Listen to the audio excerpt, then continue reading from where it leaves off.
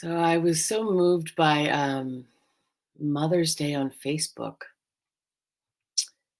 I was estranged from my family for a little while, so this was one of the first years that I posted a picture of me and my mom on Mother's Day, and it really brought up for me something that's come up in my Zen practice. I had this meeting with one of my teachers last week, and I was saying, feel so much energy and like there's so much moving through me and yet there's still this something missing between what's happening on the cushion and how that practice is moving into my life. And I was like, and why in Zen are we not including the genitals? Like, look at this beautiful springtime and all the energy in it and all this energy bursting forward. Why are we always just talking about heart mind, heart mind, heart mind? And what is this thing of grandmother's mind? It's supposed to be the first word and the last in Zen. It's supposed to be no matter what else your practice entails, if it's not being filtered through that grandmother's heart in the beginning and at the end, if it's not the first word and the last, then your practice is essentially empty.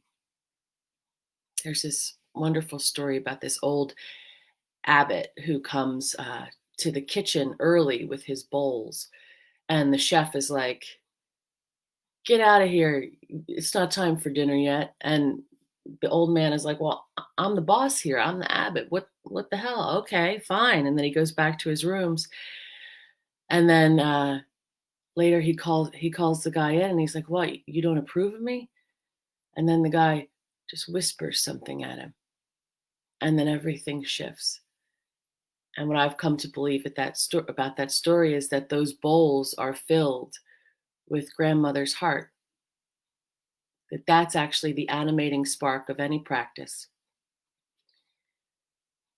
And for me personally, in my practice, it took a very long time for me to treat myself with grandmother's heart. I've had a lot of big gifts under my personal Christmas tree that I've had to decide to allow it to be Christmas morning and open them whether I wanted to or not. I've experienced rape, I've experienced fame, which are energetically have a lot in common. I've had so many dreams come true and then had them tip over into equally spectacular failures. Um, I've been suicidally alcoholic. Um, I've had periods of time where I just absolutely hated myself, thought I was completely worthless, and how was I ever going to stay alive and why would I want to? And this idea, this not an idea so much as this coming alive of this grandmother's heart inside me, which just got so reiterated yesterday with all of the posts about mothers and that essential that essential relationship that really has so much to do with whether our hearts close or open. All those experiences that I've had have run through my system sort of around my fierce and calcified heart. I think for a long time my identity was very tied to, if I'm smart, funny, and honest, what need have I to be kind? And I really did run my life for quite a long time, really believing that. And so today, as I sit here, the emotional sobriety group that I'm holding starts today. And I feel so honored to be facilitating this group. I ended up with exactly the number of people that I wanted, that I think is like perfect for being able to be really vulnerable, but having enough diversity of experiences in there that we can also learn from each other. As I sit here this morning, like looking at my bowls, and thinking about that story of the abbot going into the kitchen and just retiring to his room. Do you, his question was, do you not approve of me? And where is this, like, that source of that approval? Like, God, how many times have I asked that question to myself in my own mind, to total strangers whose opinion I didn't really care about to begin with, really, but somehow invested my energy and sense of worth into what that person was going to put in my bowl. And I understand this morning as I sit here about to go out and do some digging today, plant some plants, one of my favorite things to do. Um, that bowl, if not first filled with grandmother's heart, is probably going to be, there's probably going to be some poison in there. And as I mentioned in a previous video, the word gift is poison in German. And what is not medicine? It's all medicine. But maybe we can make that medicine go down a little bit more easily with grandmother's heart. Looking at things even on my little corner of Facebook recently, seeing people get really anchoring in this place of self-righteousness. And I understand that. I understand the desire for certainty and how challenging it can be to be at ease in uncertainty, and what a deep spiritual practice that is, to be at ease in uncertainty. But I've really been noticing as we go forward right now, slipping into that place, that self-certainty in self-righteousness is not the way forward.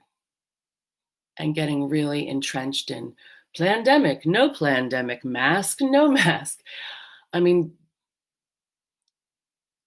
what would any of those things look like filtered through grandmother's heart? And the more I'm aligned, genitals, heart, mind, the more essential it is that I make sure that heart is wide open and it can be fierce, but not calcified.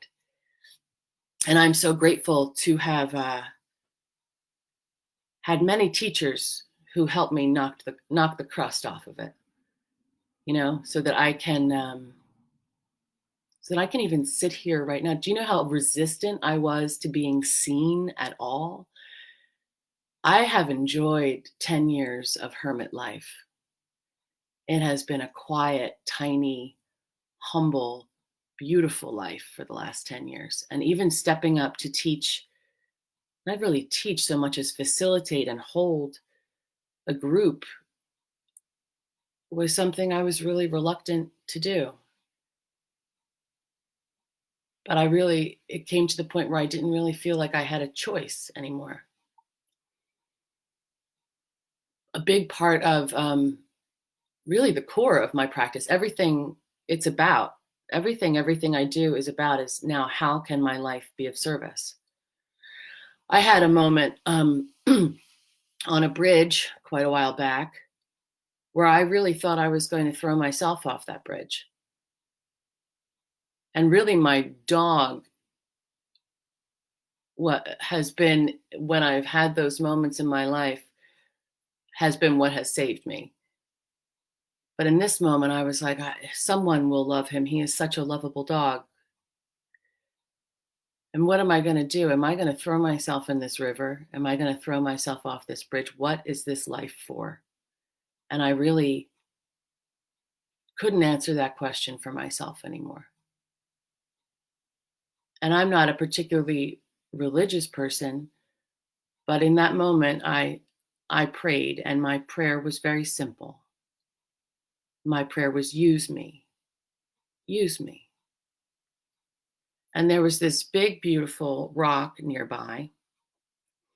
And I picked up the rock and I thought to myself, well, I could jump in the river with this rock.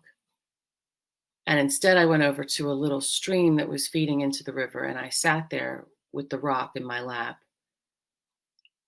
for a really long time. I don't know how long I sat there, but it was a few hours. And I just let everything go into the rock. All the sadness, all the failure, all the broken relationships, all the broken promises, all the vodka, all the dreams, all the bike rides, all the all the love, all the great sex, all the terrible sex, all the pizza, you know, all of it, just all of it into the rock. And then I walked back over to the bridge and threw that rock in the river. And it was actually about 2 weeks after that that I first walked into a Zen center. And I rolled my eyes so hard. All these bells and bows and chanting and rules and all. It was this incredibly disciplined, almost military, masculine container. And I was so resistant to it. And it held me. It held me in ways that allowed me to bloom and become someone that I don't, me of 10 years ago would not recognize today. And I am so grateful for the patience, the incredible patience of my teachers there. That has been a deep gift to me. So even as I go about my day today and I am encountering all manner of beings, mostly green, and come back onto this platform and start this group today, I just kind of want to publicly state my intention today to run everything through my grandmother's heart, to put every difficult thing on my knee like a child and smell its head and hold it and let its temper tantrum run free. Let every difficult thing get purple in the face and scream. And just let it be there and bear witness to it sitting on my knee. I mean, that feels a lot better than self-righteous anger. I don't want to be right. I want to be loved. And that starts with my own grandmother's heart. That Zen story is right. That is the first word and the last. Oh, I'm wishing you all such a beautiful Monday and a beautiful, beautiful week. Thank you so much for watching.